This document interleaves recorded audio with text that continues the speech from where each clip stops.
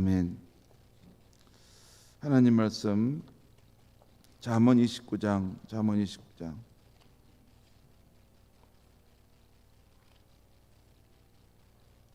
29장 1절에서 14절까지 말씀 보겠습니다. 우리 한 절씩 교독하시겠습니다. 자주 책망을 받으면서도 목이 곧은 사람은 갑자기 패망을 당하고 피하지 못하리라.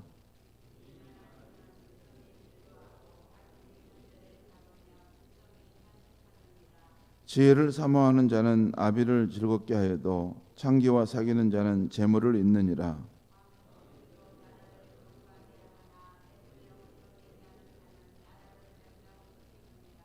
이웃에게 아첨하는 것은 그의 발 앞에 그물을 치는 것이니라.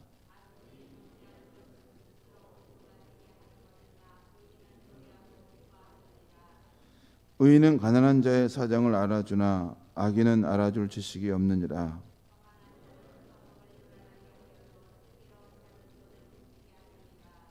지혜로운 자와 미련한 자가 다투면 지혜로운 자가 노하든지 웃든지 그 다툼은 그침이 없느니라.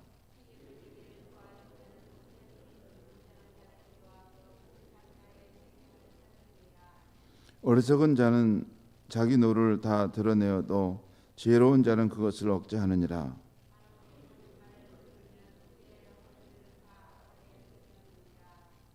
가난한 자와 포악한 자가 섞여 살거니와 여호와께서는 그 모두의 눈에 빛을 주시느니라.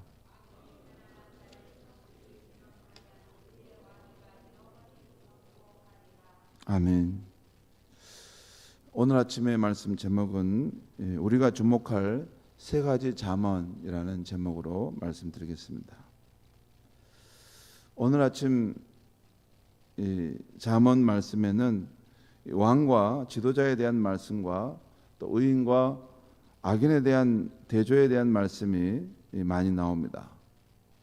먼저 왕과 지도자에 대한 말씀인데요. 우리 4절을 보겠습니다. 왕은 정의로 나라를 견고하게 하나 뇌물을 억지로 내게 하는 자는 나라를 멸망시키느니라. 왕은 정의로 나라를 세워간다는 것이죠. 그리고 12절 말씀 보겠습니다. 12절 관원이 거짓말을 들으면 그 하인들은 다 악하게 되느니라. 관원은 통치자를 말합니다. 지도자를 말합니다. 지도자가 바른 말, 정직한 말, 참된 말을 듣지 않고 거짓된 말을 이렇게 솔깃해 가지고 자꾸 듣고 그렇게 부하내동하게 되면 어떤 일이 발생하냐면 그 영향이 그 하인들에게도 다 가서 하인들도 다 거짓되고 악하게 된다는 것입니다. 그렇죠. 인물이 이렇게 흐리면 그 밑에도 다 영향을 받게 됩니다. 그러니까 관원이 잘하면 위에서 이렇게 정직하고 또 이렇게 진실한 바른 말을 따라서 이렇게 정치를 하게 되면 그 아래에 있는 하인들도 다 이게 바르게 정직하게 살아간다는 것이죠. 위에 있는 통치자가 잘할 때 밑에 있는 관원들이 한두 사람이 자기 뜻에 따라 또 정직하지 못하고 그렇게 산다면 그건 그럴 수 있는 것이죠. 근데 위에 있는 지도자가 이렇게 바른 길을 가고 진실하고 또한 정직한 것을 이렇게 경청하고 또 거기에 맞춰서 살아가게 되면 그 전체 문화와 분위기는 그렇게 돼간다는 것입니다. 또 14절 말씀 보겠습니다. 왕이 가난한 자를 성실히 신원하면 그의 왕위가 영원히 견고하리라. 여러분 신원하다는 말이 나오죠. 성경은 신원하다는 표현들이 나오는데 신원하다는 말은 그 사람의 억울함을 풀어준다는 것입니다. 한 맺힌 것을 풀어준다는 거예요. 우리 하나님은 우리의 삶 우리를 신원해 주시는 분이시다. 이런 표현이 있어요. 성경에 보면. 그래서 이 땅에 살면서 우리가 약하기 때문에 약자이기 때문에 그 억울한 일을 당하는 수가 있지 않습니까? 예. 그런 원통한 일을 하나님 풀어주신다는 거예요.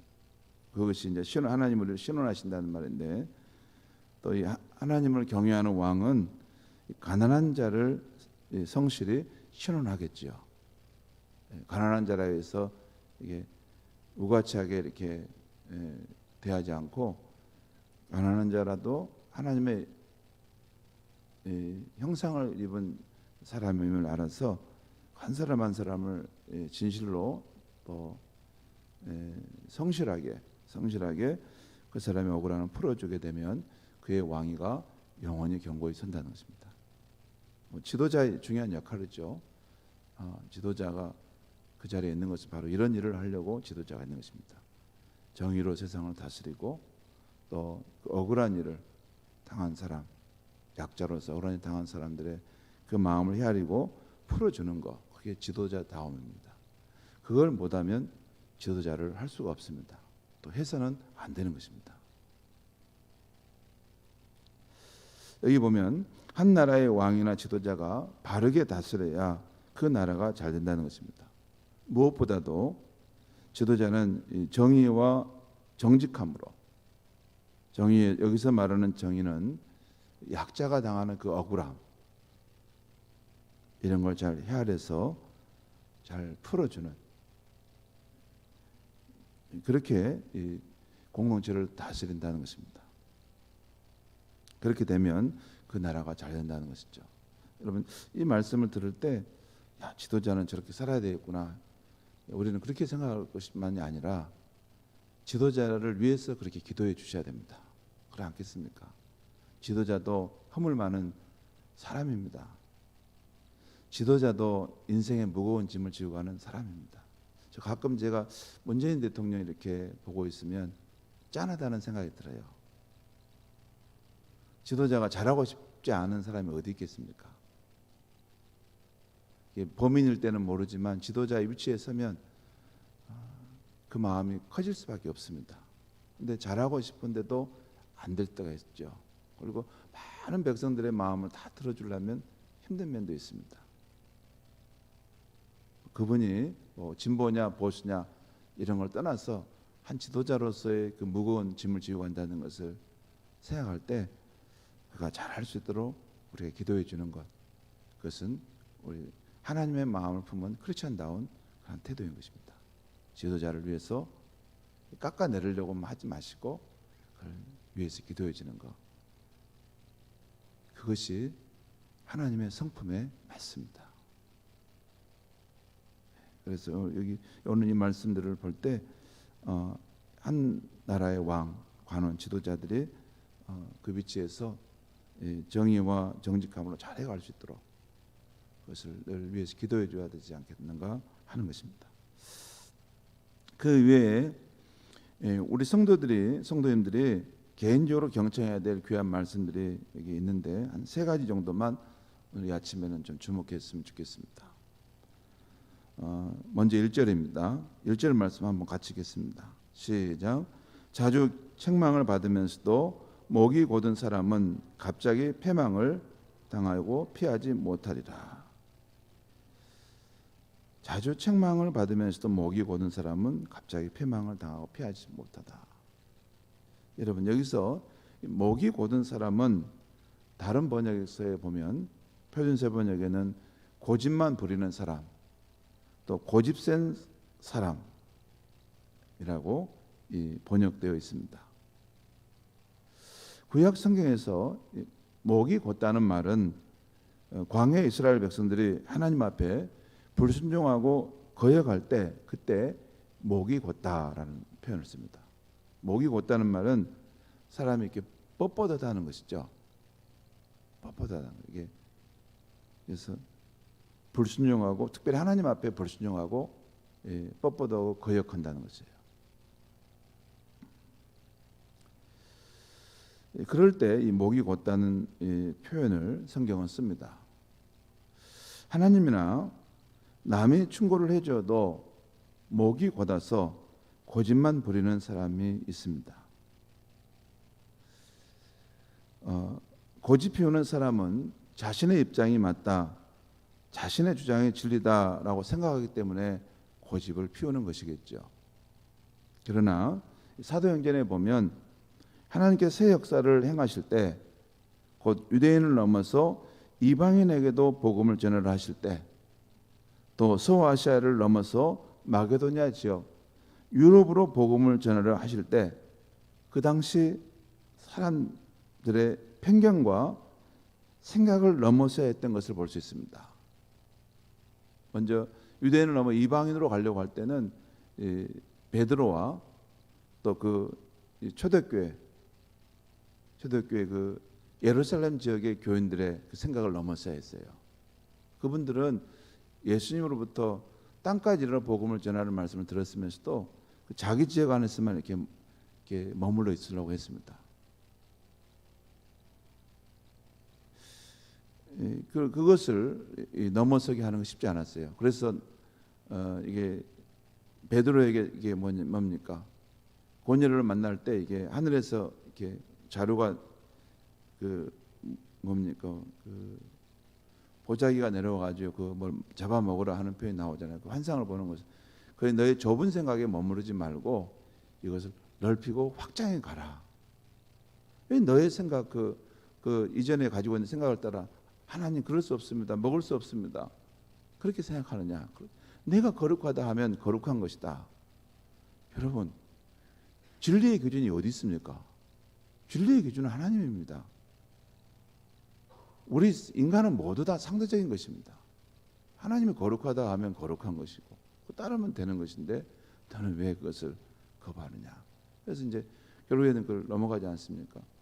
또 사도 바울은 뭐냐면 자기 선교 지역을 소아시아 지역, 지금 터키 지역 안에서만 선교를 하는 것이 자기 인생의 목표라고 생각했어요. 유럽으로 넘어간 것은 꿈에도 생각하지 않았습니다.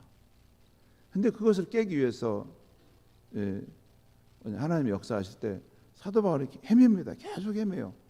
이게 자기는 소아시아만 하려고 생각하니까 이게 일이 계속 안 되는 거, 꼬이는 거예요. 그러다가 나중에 환상을 보고 마게도냐로 넘어와서 우리를 또 하나님이 일하시게 하신구나. 그때 딱 깨닫고 자기 마음을 넓히고 넘어가잖아요. 그러면서 역사는 유럽에서 새로운 기독교 문명이 꽃피기 시작했던 것입니다. 한 사람이 그 좁은 마음을 열고 나아가자, 그 새로운 역사가 있었던 것이죠.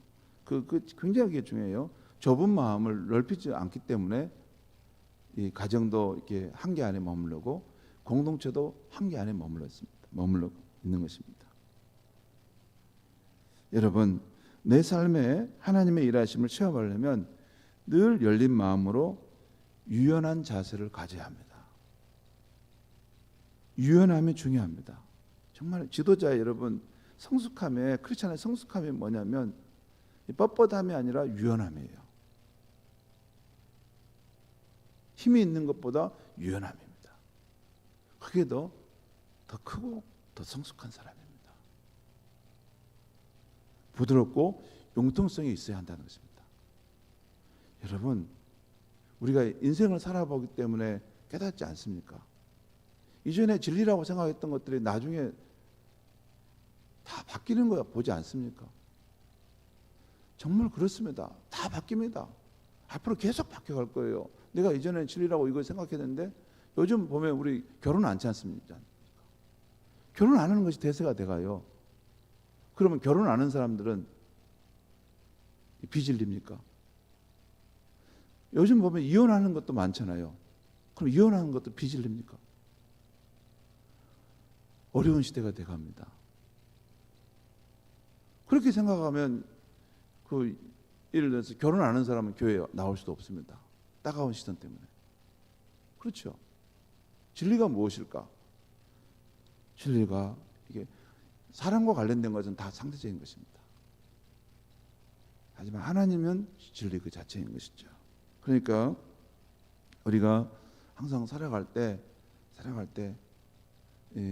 유연함, 융통성을 가지는 거예요. 여러분, 제가 꼭 말씀드리겠습니다. 지금 내가 진리라고 믿고 생을 마쳐서 죽을 때 요것만 진리다, 요건 진리다, 이렇게 안 하는 사람들은 다 벌 받을 거야. 그렇게 혹시 말하신다가 나중에 여러분 생을 마치고 나서 한 30년 후에는 우리가 진리라고 생각했던 것이 바뀔 수 있습니다. 정말입니다. 옛날에는 여러분, 옛날에는 천동설의 진리라고 믿었거든요. 이 뭐냐면 이 지구가 도는 게 아니라 지구는 가만히 있고 이 태양과 모든 것이 지구를 중심으로 돈다고 생각해서 그게 진리라고 믿었습니다. 근데 과학적 진리가 밝혀지면서 그것이 바뀌어진 것이죠. 여러분, 이 하나님의 사람들은, 성령의 인도함을 받는 사람들은 우리가 진리의 말씀을 굳게 살려고 하는 태도도 필요하지만 그 진리의 말씀을 해석하는 것도 유연할 필요가 있습니다. 왜냐하면 그걸 너무 내 입장으로 강하게 말할 수도 있다는 것입니다. 항상 유연함, 부드럽고 융통성이 있는 삶이 필요하다는 것이죠. 왜냐하면 잘못하면 이스라엘 백성의 그 목이 곧은 모습이 나의 모습이 될 수 있기 때문에 그렇습니다. 우리는 주의 성령의 인도하심 따라서 계속해서 유연함 속에서 성장해 갈 수 있어야 할 줄 믿습니다. 7절의 말씀 보겠습니다. 의인은 가난한 자의 사정을 알아주나 악인은 알아줄 지식이 없느니라. 의인은 가난한 자의 사정을 알아준다는 것입니다. 그런데 악인은 그런 지식도 없다는 것이죠. 여러분, 시편과 잠언에서 보통 악인은 하나님을 떠나서 자기 뜻대로 사는 사람을 말합니다. 그리고 의인은 하나님을 자기 삶의 기반으로 삼아 사는 사람입니다. 여러분, 우리 그 성경 말씀을 볼 때 오해하시면 안 됩니다. 성경 말씀에서 이게 악인, 선인 이렇게 표현들이 나오면 이 성경을 전혀 모르시는 분은 그냥 보통 일반 상식적인 관점에서 성경을 보면 그냥 착한 일 하는 사람은 의인, 이게 나쁜 일 하는 사람은 악인 이렇게 생각하는데 그건 굉장히 피상적인 관점입니다. 성경에서 의인과 악인은 여러분 하나님과의 관계의 문제입니다.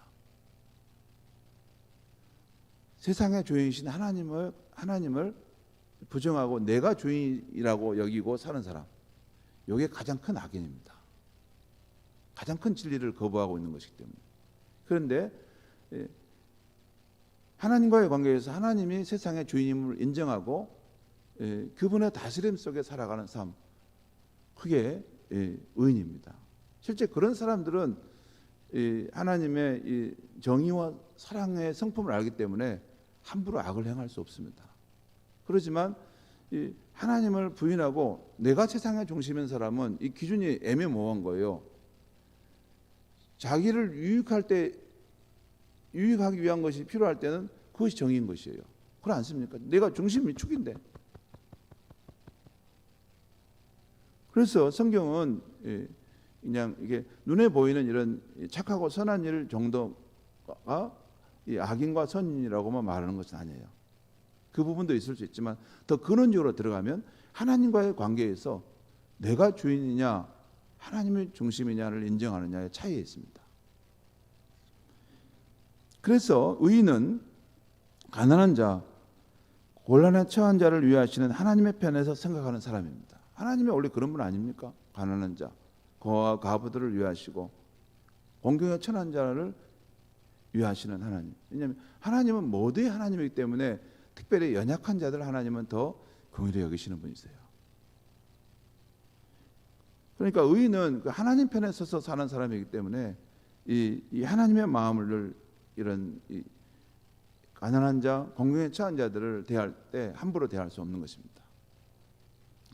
곧 잠언의 다음 말씀을 깊이 마음에 새기며 살아가게 되죠. 잠언 말씀에 이런 말씀이 있어요. 가난한 사람을 학대하는 자는 그를 지으신 이를 멸시하는 자요, 궁핍한 사람을 긍휼히 여겨주시는 자는 주를 공경하는 것이니라. 궁핍한 사람을 긍휼히 불쌍히 여기는 자는 주님을 공경하는 것이라는 거예요. 그 잠언 14장 31절에 나와 있습니다. 또 이런 말씀이 있어요. 가난한 자를 불쌍히 여기는 것은 여호와께 구워 드리는 것이니 그의 선행을 그에게 갚아주시리라. 그 가난한 자를 불쌍히 여겼던 그 선행을 하나님께서 갚아주신다는 거예요. 이것은 잠언 19장 17절에 나와 있습니다. 우리 성도들 중에 보면 가난한 자, 딱하고 어려운 처지에 있는 자들을 돌아보는 성도님들이 계시는데 참 하나님께서 기뻐하시는 일을 한다고 말씀드릴 수 있습니다. 우리 교회에서 하는 사랑의 반찬 사역도 하나님이 기뻐하시는 그런 일이라 할 수 있는 것이죠. 그리고 여기 보면 의인은 가난한 자의 사정을 알아준다라고 했습니다. 사정을 알아준다고 했어요. 우리가 평소에 내 가까이 있는 분들이 이 딱하고 어려운 처지에 있을 때 그 사정을 알아주고 작은 도움을이라도 준다면 그것 또한 하나님이 기뻐하실 것입니다. 그 남의 사정을 알아주는 마음, 특별히 딱하고 어려운 처지에 있는 사람의 큰 형편을 이해하고 그를 알아주는 사람. 그래서 위로와 격려의 말을 해주고 작은 선물이라도 주어서 힘을 얻도록 해주는 것, 그건 의인이 가는 아름다운 길이라 할 수 있겠습니다. 그 다음에 11절 말씀 우리 한번 보겠습니다. 어리석은 자는 자기의 노를 다 드러내어도 지혜로운 자는 그것을 억제하느니라. 여기 사람이 화를 내는 이 상황에 대한 말씀인데요, 우리에게 가장 어려운 말씀 중 하나가 화를 낼 때 자신을 이기는 것 같습니다. 잠언 16장 32절에 이런 말씀이 있어요. 노하기를 더디하는 자는 용사보다 낫고 자기 마음을 다스리는 자는 성을 빼앗는 자보다 나으니라.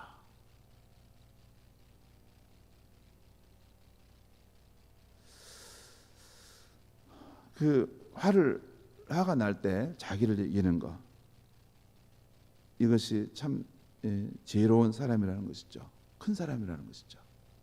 자기를 이기는 것이 가장 어렵다는 것이죠. 실제 저도 아마 가장 어려운 말씀 중에 하나가 이 부분인 것 같습니다. 그래도 오늘 말씀에 보면 여기 재밌는 표현이 있어요. 여기 주목해보면 재밌습니다. 어리석은 자는, 그러니까 미련한 자는 자기의 노를 다 드러낸다라고 하고 있어요. 그러니까 화가 날 때 그 노를 다 쏟아낸다는 거예요. 그게 어리석은 사람이라는 거죠.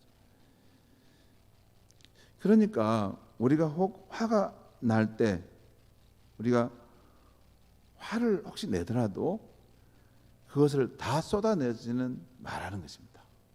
중요한 차이예요. 화가 날 수는 있습니다. 근데 그것을 끝까지 다 쏟아내야지 직성이 풀리는 그런 삶.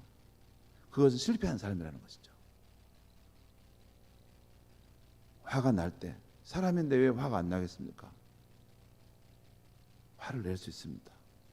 하지만 그걸 끝까지 안에 있는 것까지 다 쏟아내야 되고 풀어내는 삶, 그것은 실패한 삶이라는 것이에요. 그러지 말고 화가 나더라도 그것을 절제하는,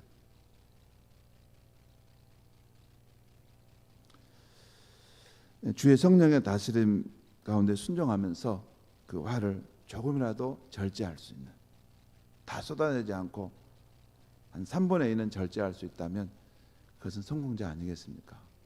여러분, 하나님의 말씀은 항상 지향점입니다. 가능하면 이렇게 살아가도록 우리에게 권면하는 말씀이에요. 여러분, 오늘 아침 3가지 말씀 우리가 들었습니다. 목이 곧지 않고 유연한 삶을 살 수 있어야 한다는 것, 또 딱하고 어려운 사람의 사정을 우리가 헤아려 줄 수 있어야 한다는 것, 우리가 화가 나더라도 3분의 2 정도는 그것을 담아둘 수 있는 그런 사람이 지혜로운 사람이고 하나님의 속한 의인인 줄 믿습니다. 기도하겠습니다. 하나님 아버지, 오늘 이 아침에 하나님 말씀을 듣고 갑니다. 하나님 아버지, 우리는 부족하여 하나님의 말씀을 들어도 실제 그 말씀을 지키지 못할 때가 많습니다. 하지만 오늘 주신 말씀을 잘 기억하며 주님, 할 수만 있으면 그렇게 살아갈 수 있도록 우리에게 힘을 주시고 지혜를 주시고 사랑의 마음을 주시옵소서. 특별히 우리가 유연한 마음을 가지고 융통성 있는 삶을 살게 해주시고, 또한 우리가 낙하가 어려운 사람의 그 사정을 늘 헤아리면서 둘러보면서 살아갈 수 있게 해주시고, 또 화가 나더라도 하나님 다 쏟아내지 않게 해주시고, 주님 그것을 절제할 수 있는 그런 넉넉한 마음을 우리에게 주시옵소서. 그렇게 또한 주의 성령의 인도하심을 따라 살아감으로 우리가 주를 믿을 때 세월이 지나면서 점점 더 주를 닮아가는 아름다운 신앙의 사람들이 되게 하여 주시옵소서. 예수님의 이름으로 기도하옵나이다. 아멘.